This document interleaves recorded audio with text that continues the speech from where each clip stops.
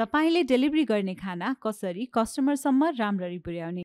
Order गरिएको खाना कस्टमरसम्म नपोख्याई, नबिगारी र राम्रोसँग पुर्याउन अत्यन्त जरुरी छ। त्यसका लागि निम्न कुराहरूमा ध्यान दिनुहोस्। तातो खानाहरू कस्टमरसम्म पुग्दा नसेलाई पुग्ने सुनिश्चित गर्नका लागि हाम्रो थर्मल डेलिभरी ब्यागको प्रयोग गर्नुहोस् र ब्यागको चेन र कभर राम्ररी लगाउनुहोस्। चिसो खाना जस्तै स्मुदी, कोल्ड ड्रिंक्स वा जुसहरू कस्टमरसम्म पुग्दा पनि चिसो नै होस् भनेर सुनिश्चित गर्नका लागि ब्यागमा नपोखिने गरी राख्नुहोस्। चिसो र तातो दुवै खाना वा विभिन्न खानाहरूको अर्डर सँगै आएको छ भने त्यस्तो खानाहरू डेलिभरी ब्यागको छुट्टा छुट्टै खण्डमा राख्नुहोस्। यसले गर्दा खानाको तापक्रम मिसिने छैन। झोल भएका खानाहरू जस्तै सुप, ग्रेभी या करीहरू पोखिने सम्भावना भएका कारण यस्ता खानालाई डेलिभरी ब्यागमा ठाडो पारी राख्नुपर्ने हुन्छ।